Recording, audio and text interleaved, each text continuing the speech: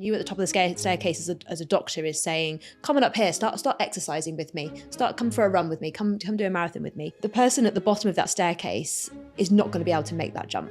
I mean, it would take years to break down all the chemicals and look at if there were any negative effects of these chemicals. So motivation gets you started, discipline keeps you going.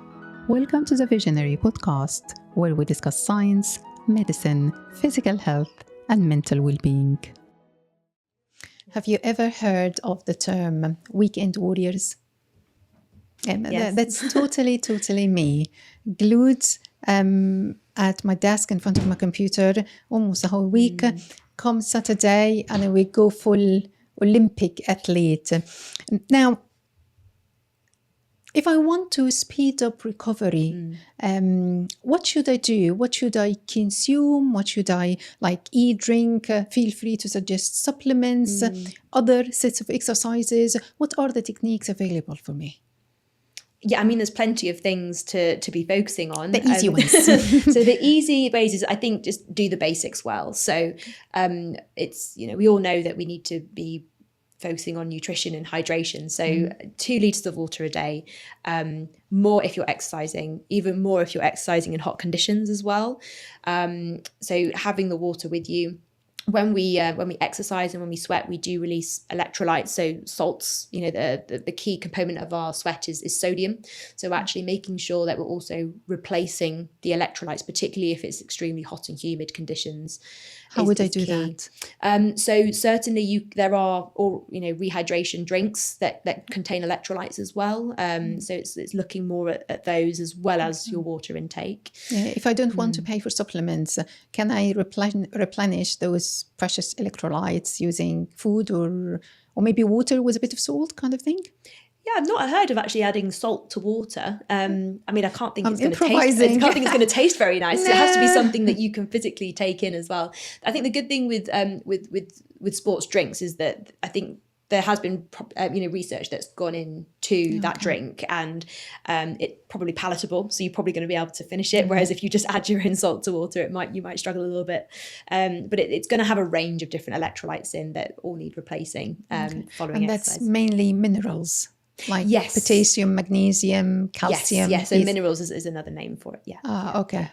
I get and that. then looking at sort of your nutrition levels. So the key thing is replacing the energy you've just expended in the exercise you're doing. And the main energy rich foods are fat and carbohydrates. So again, I'm not a dietitian, so I'm not going to be able to go into huge depth, but certainly making sure that you are fueling yourself properly, both before and after exercise, so that you can replenish those energy stores that you've lost. If you're doing strength training and you're wanting to build muscle, it's really important to then look at focusing on protein as well. Now, there are supplements you can use, such as whey protein. There's protein bars, protein shakes, things like that you can take to help with that supplementation of protein. But I would say these are, if you look at the packaging, these are highly processed, and I'm not a fan of them myself, but that's just personal. And certainly if you've got any sort of kidney problems, I would use protein with caution, and speak to your renal team, your kidney team, or your doctor before using them. But certainly protein supplementation can also be helpful. But I would say as we get older as well, our muscles tend to naturally waste. So protein supplementation is also a key thing to focus on to help with recovery after exercise as well. How about creatine? One of my friends swears by it. Is it useful after a workout? Yeah. So the evidence is that creatine can provide performance enhancement. So creatine, I think, first became popular in the 1990s. I think there was quite a few high-profile athletes like Linford Christie, the 100-meter runner, as well as sort of Sally Gunnell, who did 400-meter hurdler. They all admitted to using, creatine, which is it is a legal supplement. You can use it. So creatine, I think quite a common misconception is that creatine is a protein that helps to build muscle. It's not actually a protein. It helps to improve muscle function. So you have a key component in muscles called ATP. Now, ATP actually helps the muscle work and contract. Creatine increases the amount of ATP in the muscles available for use. So it's not a protein. It doesn't necessarily, it doesn't form the building blocks of muscle or anything like that. It helps the muscles work hard, essentially. So if you take creatine prior to working out, you're increasing the amount of work your muscles can do in a certain amount of time. Thus, you're helping with muscle building as well as muscle power and strength and things like that. If you want to actually supplement with protein, that's what the building blocks are. So there is evidence to suggest that creatine as well as protein can help with performance. When I was advised to take creatine, I always look at whole food sources first before I go into supplements. So I've learned that the highest source of creatine in food is herring. Ooh. The fish. Okay. Very rich, like 1 or 2 grams every 100 gram. Ah, excellent. So I'm trying to find it here in Tunbridge Wells, but I couldn't. But I found it in Tunbridge. Sure. In Sankey's. And I bought 3 of them. Then I found out why they're so unpopular. Because they're so bony. So, but the bones there, oh gosh, the bones there were more than the flesh itself. Sure. But amazing source of creatine. Oh, I've learned something new there. Thank you. Yeah, very welcome. But no, I'd always recommend going natural where you can. Protein products, they contain so many extra things to help with flavor, to help with texture, to help with the shelf life. And I mean, it would take years to break down all the chemicals and look at if there were any negative effects of these chemicals. So I think to be on the safe side, sticking with natural, trying to supplement through your natural diet is always best way. And certainly meats, fish is the best way for protein as well as creatine as well. I got a lot of calcium from those bones. Yeah. What is the biggest mistake that we make when it comes to recovery? The one thing that we do and might sabotage all the hard work? I would say having poor sleep. Yeah, I would say sleep is probably the thing that's most overlooked when it comes to recovery. We all talk about you must eat well, you must hydrate, you must warm up, you must cool down. I think sleep is often forgotten about because everyone sleeps at night. It's fine. I don't. I think it's one of those things that people just sort of either take for granted if they do sleep, or if they don't, it just becomes part of your norm, and I don't think it's spoken about enough. But there is some, studies out there that have looked at, the effect of different sleep patterns and sleep techniques on performance. So there was actually a study done on runners and judo athletes, and they were their sleep was semi-restricted. So they were advised to just take 4 hours sleep. Brutal. It was done as a way of sort of studying. Obviously, they agreed to it. You have to have consent. But yes, and there was found to be a huge impact on their muscle strength, their muscle endurance, and there's also evidence that it will affect your kind of reaction time. So very important, for example, goalkeepers, dart players, tennis as well. So your hand-eye coordination and your motor skills. Reduced sleep has a huge effect on that. So there was also another study done on the effects of extending sleep in an athlete versus having them nap. There was evidence that extending their sleep can actually, by sort of 46 minutes to 113 minutes, can actually improve their performance as well. So with that in mind, athletes, and again, it's difficult to define who is an athlete, but the evidence suggests that athletes, if you're training more, might actually need a bit more sleep than the average kind of 7 to 8 hours that we all say we should be getting. So if we extend that by 46 to 113 minutes, there is positive effects on performance. So that could be muscle strength, muscle power, and things like that. So the whole body resets, right? Exactly. So everything rests and resets. The brain and the cognition, your muscles are given time to rest and rebuild and recuperate. Sleep really does have a whole body effect. Hi, I'm Hala, your host today. If you're enjoying what you see, please hit that lovely subscribe button. It would mean a lot to me and my team. Or maybe it's more now. We're still learning, we're still finding our feet, but with your support, we can build this channel. Let's take this journey together, one step at a time. Thank you so much for being part of it. What's the most underrated recovery technique that actually works? Sleep. Sleep. You're rubbing it on now. Sorry. I'm sorry. Is there a diet that you would describe as an athlete's diet? If you think of protein to build muscle mass, and as we grow up, as you mentioned, grow a little bit, and we want to age gracefully. How would you compare this intake with carbs, with fat? I would say that certainly if you are exercising more, depending on what sort of exercise you're doing, the diet would need to change accordingly. So if you are exercising, say you're a very sort of high level endurance athlete who is maybe doing 10 to 20 kilometers of running a day, that's going to burn thousands of calories, which needs replenishing, because otherwise you could develop, there is a condition called relative energy deficiency in sport, or REDS, or REDS for short. And essentially that is where you have this low energy availability relative to the amount of exercise that you're doing. Let's talk about the average person who works out maybe 3 or 4 times a week. Is there a diet that might be like perfect for them? Some people do much better on a high carbohydrate diet, whereas other people actually gravitate naturally more towards a high fat diet. I would say with fat and carbohydrates being the 2 most energy dense foods, I would say a diet high in both carbohydrates and fat for the average person is not ideal, because your energy intake is going to be too high. Be bouncing off the walls. Can then, obviously that then leads to weight gain and obesity and things like that. I guess I'm asking for selfish reasons. I'm on a keto diet, and I'm on a very strict keto diet. I probably get I get my energy from fat, but I consume very, very little carbs.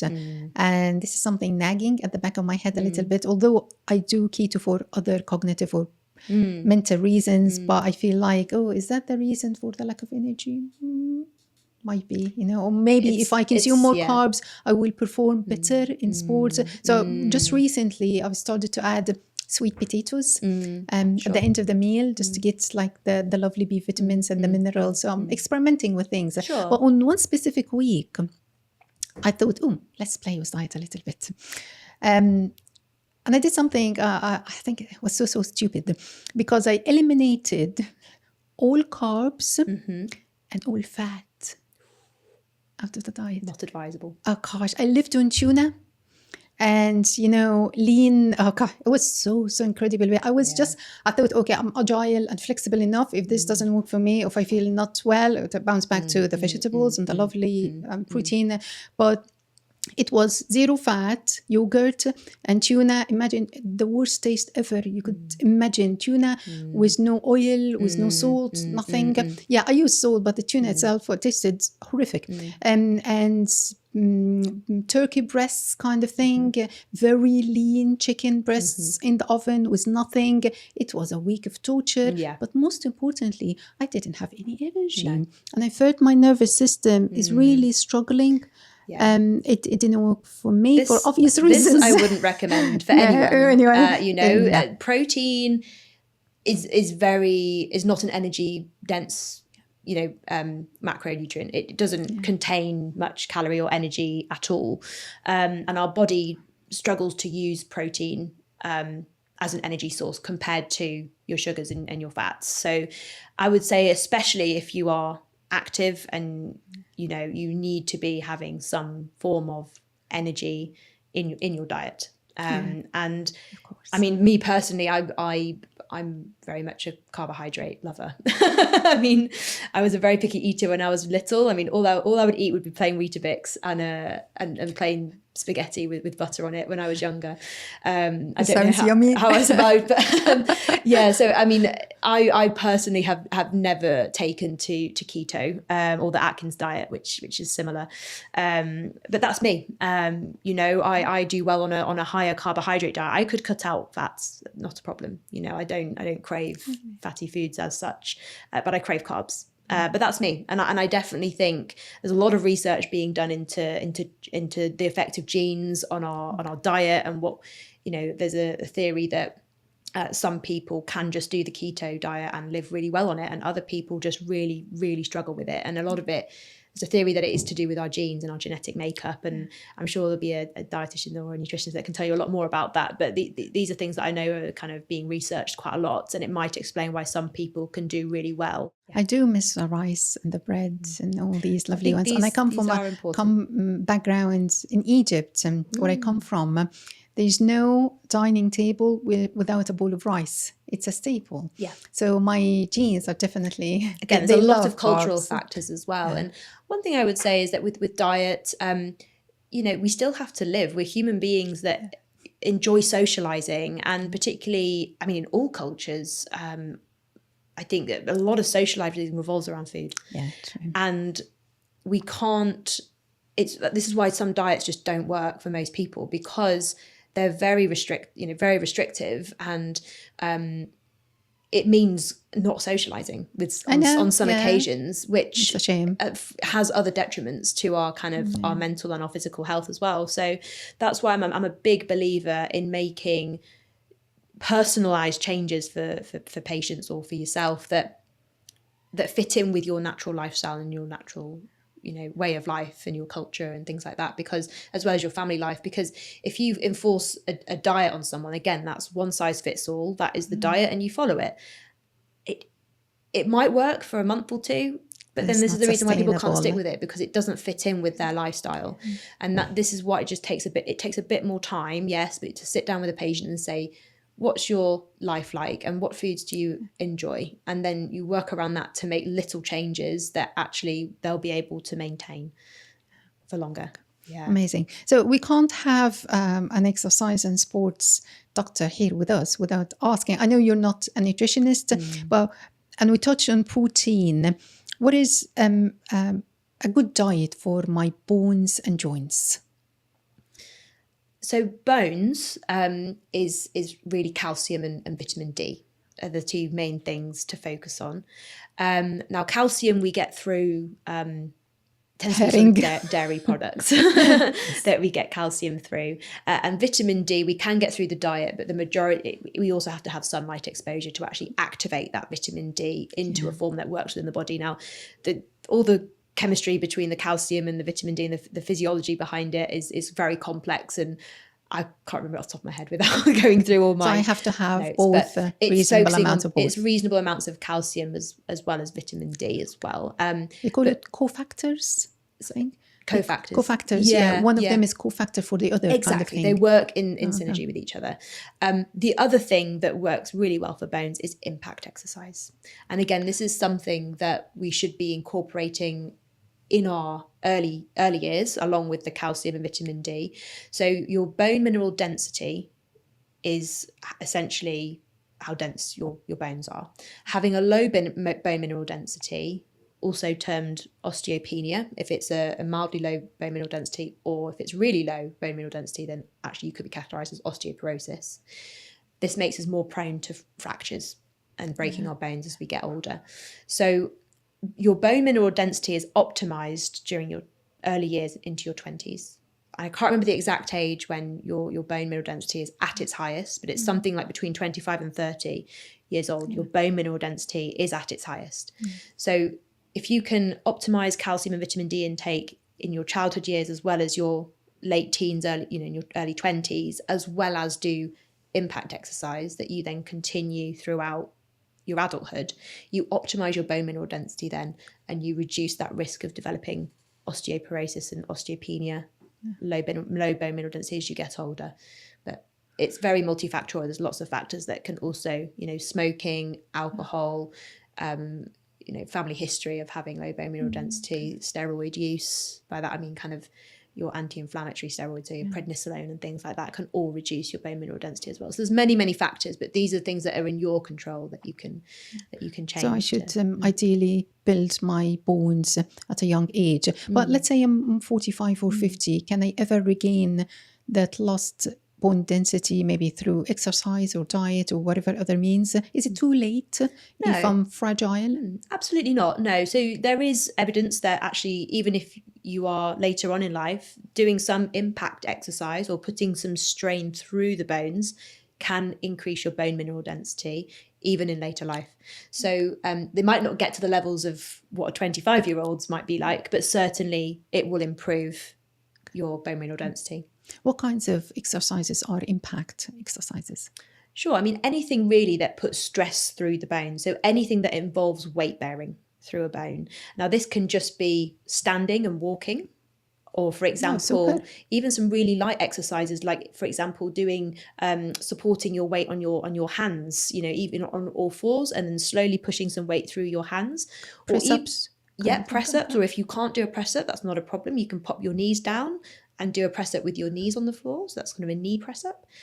Even doing a press-up against the wall. So standing, facing a wall with your hands on the wall and then leaning. That's also putting a little bit of impact and pressure through the bones, which help to remodel the bone and make them a little bit stronger.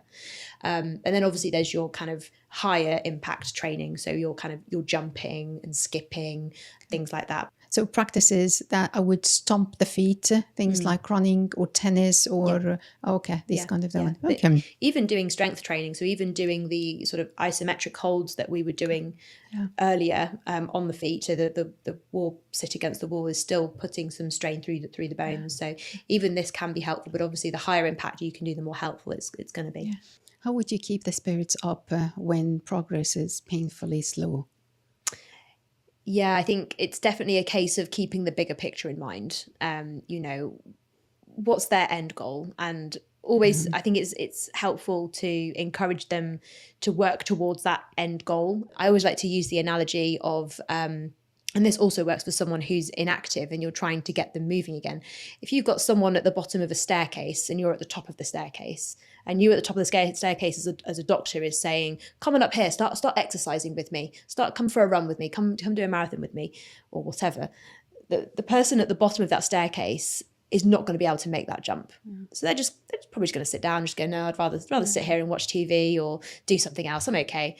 Whereas if you stand at the top of the staircase and go, oh, just go and put on some exercise kit. Just go and put on some, or just get off the sofa and sit on the floor with your exercise, with your rehabilitation program out in front of you. We go, okay, I could probably do that. So they'll, it's the first step, and they've just gone up a step in that big staircase, that big ladder that we discussed. So, and then again, one step up. Okay, so that first exercise that's on your rehabilitation, just do that once, just see how it feels.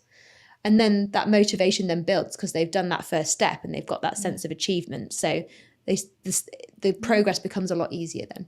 Yeah. You would think that if I have an injury and I'm trying to go through rehabilitation, that this is good enough for an aim, like this is a purpose in itself, but it's such a long journey that we need to be coaxed up and we need to be eased into it with baby steps. My favorite creature ever is ants, an ant, because they work in groups, perfect coordination. They carry double their weight, they bear up a lot, and they're very organized. And just as it's a baby steps, surely they can't see the end goal, but they work tiny steps, and this is how I function. It's working for me. What do you think of fitness apps and wearable tech? Are they useful in any way? There are other brands available. Okay, what does that do? So this is an Apple Watch. If you don't have an Apple Watch, this can do step count. It can track my heart rate, my breathing rate. It can also do an ECG, so heart tracing to check if your heart rate is irregular or not. If I'm doing a workout, I can put it in workout mode and set which workout I'm doing. So it will then, if I'm running, for example, it will tell me my pace, so how quickly I'm going, which I've actually found very useful because, as I mentioned previously, when I run, I just tend to go. I don't think about my pace, whether it's sustainable. So actually I check my watch to make sure that I'm not running too quick for the distance that I want to do. And with time, you learn what pace is too quick for you, what pace you should be doing to do a certain distance. It tells me the calories burnt. So actually it's very helpful if I'm then trying to plan my meals or if I'm trying to tone up, lose weight, gain weight, it can help guide how many calories I've burnt.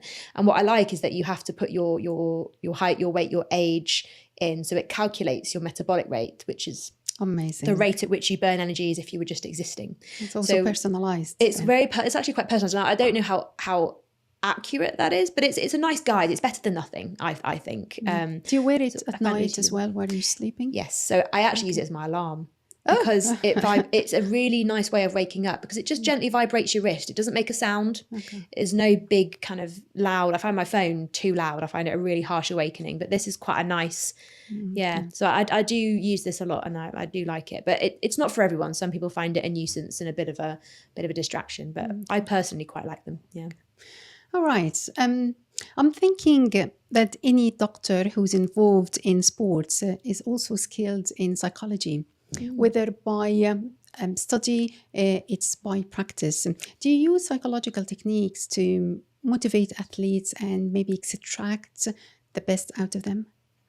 Yeah, I mean, I wouldn't say that they might have some defined names. I've not had any sort of specific psychological training or anything like that, but I tend to do a lot of motivational interviewing, which helps with behavior change. So if I'm trying to get someone to be a bit more active, but they don't really want to, there's a lot of techniques you can use, but you use a lot of open questions. So an open question is when I ask you, tell me your thoughts on this. A closed question would be, do you think this is good? So an open question means yes or no. Exactly. Questions. It's not a yes or no question. The open questions are very kind of, it lets the patient speak and tells me about their intrinsic motivational factors. So it tells me about their intentions, their motivations, what they enjoy. And so most patients are able to talk a bit more about themselves, particularly if you give them space and time and let them elaborate. So I use that technique quite a lot. Now, another big question to keep training going. Motivation or discipline, or maybe a bit of both?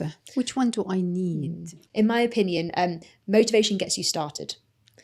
Discipline keeps you going, even if at times you don't really feel like it. So I think you need both to get started in whatever you want to do, and then you need the discipline to keep consistent with it.